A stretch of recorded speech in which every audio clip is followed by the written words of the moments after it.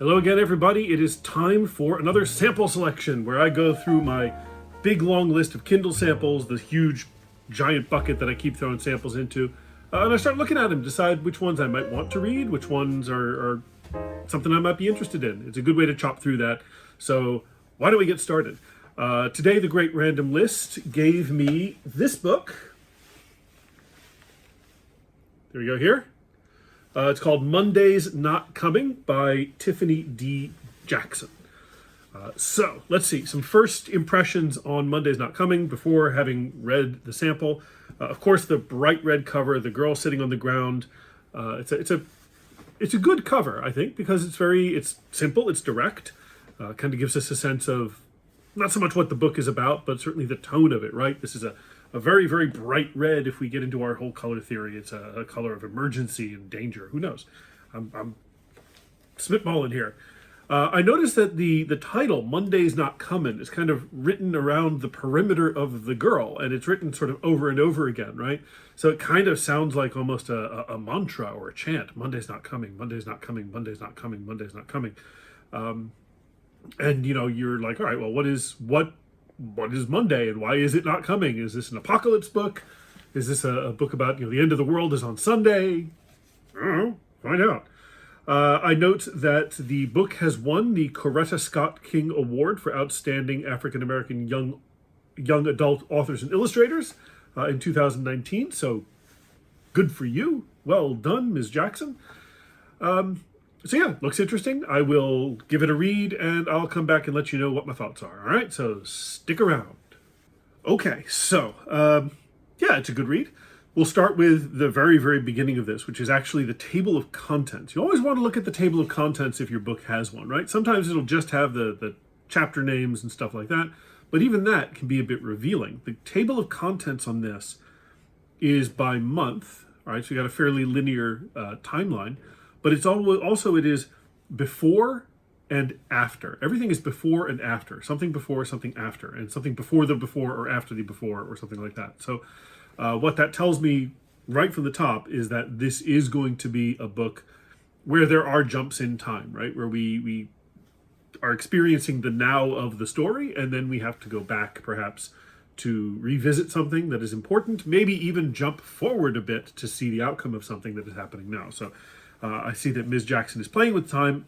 I'm a big fan of playing with time. Rock on. It's a first-person story. It starts with, this is the story of how my best friend disappeared, how nobody noticed she was gone except me, and how nobody cared until they found her 1 year later.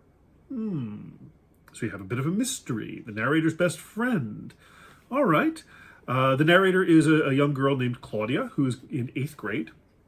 Junior high, lives in Washington, D.C., formerly lives in Atlanta, and her best friend is a girl named Monday. All right, now we know something. Now we know Monday's Not Coming is about a person. It is about her best friend, and pretty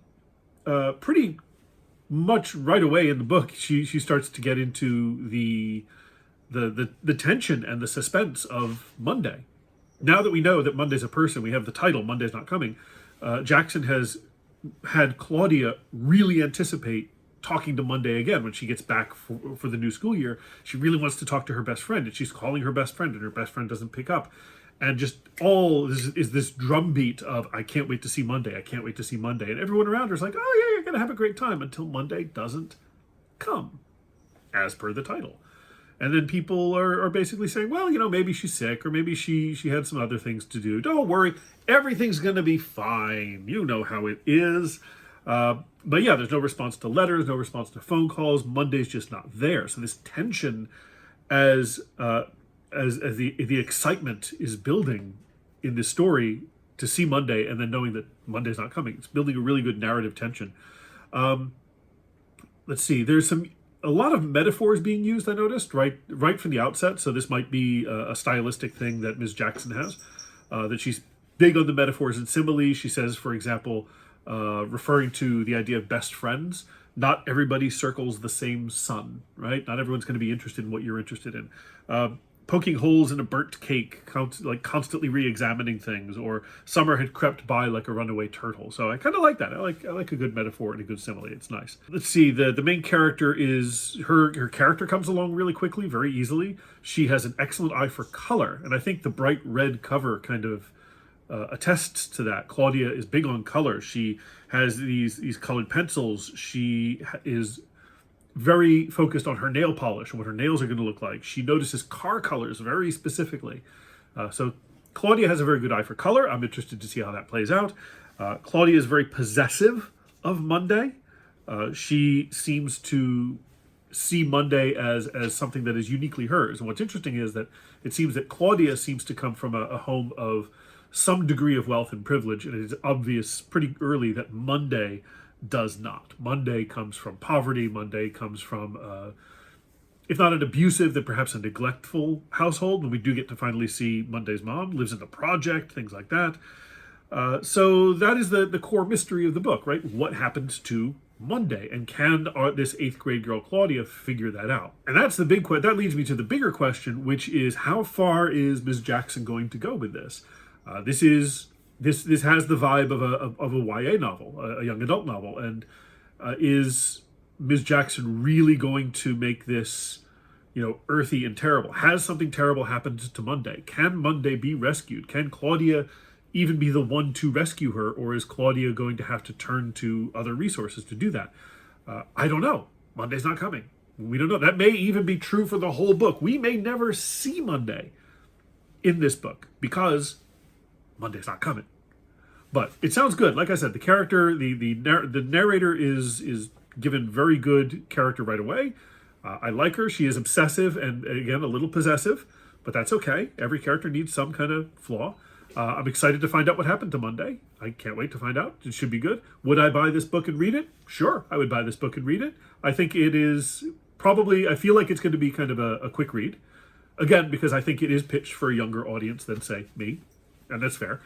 Yeah, I think I would buy this book. I think I would read this book. I'd put it on that list. So, yeah, if you have read this book, Monday's Not Coming, please let me know. I would love to hear what your thoughts on it. How on or off the mark am I in my predictions? Just dropped my notebook. Ooh, that's not a good sign. But yeah, if you do know this book, let me know what you think and join the conversation. And in the meantime, I will see you for the next sample that I chip away from my giant list. All right, have a good one.